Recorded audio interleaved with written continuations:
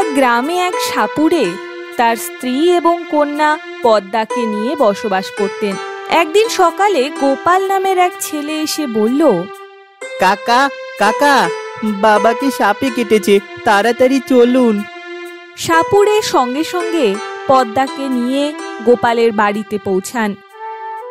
সাপুড়ে গিয়ে দেখে গোপালের বাবা ব্যথায় ছটফট করছেন, আর পাশে গোপালের মা বসে কাঁদছেন। পদ্মা, বিষটা বের করে দে মা। পদ্মা গিয়ে ক্ষতস্থানে মুখ লাগিয়ে বিষটা চুষে বার করে। বাবা, তুমি এখন ওষুধ লাগিয়ে দাও। সাপুড়ে ওষুধ লাগানোর কিছুক্ষণের মধ্যেই গোপালের বাবা সুস্থ হয়ে ওঠেন। গোপালের পরিবার সকলেই খুব খুশি হয়ে যায়। তারপর গোপালের পরিবার সাপুড়ে এবং তার মেয়ের জন্য আহারের ব্যবস্থা করেন। আহার করে সাপুড়ে আর পদ্মা বাড়ি ফিরে আসে। তুই ঠিক আছিস তো পদ্মা? এইভাবে বিষ টেনে টেনে একদিন অসুস্থ হয়ে পড়বি। তুমি চিন্তা করো না তো, আমি আছি তো নাকি। হঠাৎ করে দেখা যায় তাদের গ্রামে এবং পার্শ্ববর্তী গ্রামে সাপের উপদ্রব খুব দ্রুত বেড়েছে। তবে সাপুড়ে ভাবতে থাকেন, ইদানিং সাপের কামড় এত বাড়ছে কেন?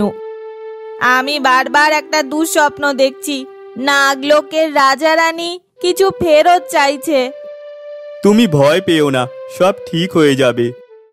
এরপর একদিন জমিদারকে সাপে কামড়ালে সাপুড়ে আর পদ্মাকে ডাকা হয়। সেখানে দেখা যায় একজন নতুন সাপুড়ে আগেই এসেছে। জমিদারকে বিষাক্ত সাপ কামড়েছে, জমিদারকে বাঁচানো কোনোভাবেই যাবে না। পদ্মা তখন বলে ওঠে, আমি চেষ্টা করি। পদ্মা তারপর ধীরে ধীরে জমিদারের পা থেকে বিষ টেনে বের করে এবং ক্ষত জায়গায় ওষুধ লাগিয়ে জমিদারকে বাঁচিয়ে তোলে। এই মেয়ে তো মানুষ হতে পারে না।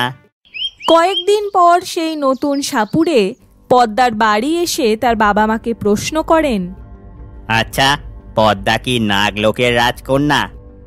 সাপুড়ে আর তার স্ত্রী প্রথমে চমকে উঠে অস্বীকার করলেও পরে স্বীকার করেন। অনেক বছর আগে জঙ্গলে কাঁদতে কাঁদতে পড়ে থাকা এক শিশুকে তুলে নিয়ে এসেছিলাম। আমাদের সন্তান ছিল না, তাই ওকেই মেয়ে বানিয়ে বড় করেছি। তাহলে আমি ঠিকই ধরেছি, এই মেয়েকেই আমার কাজে লাগবে। এই মেয়ের শক্তি দিয়ে আমি সবচেয়ে শক্তিশালী হয়ে যাব। তারপর নতুন সাপুড়ে পদ্মা আর তার বাবা মাকে বেঁধে অত্যাচার শুরু করে। আমাকে ছেড়ে দিন, আমি কিছুই জানি না। ঠিক তখনই নাগলোকের রাজা রানী এসে হাজির হন সেইখানে। আমরা ওকে সাপের শক্তি দেওয়ার জন্য জঙ্গলে রেখেছিলাম, তোমরা না বুঝে তাকে নিয়ে চলে এসেছিলে।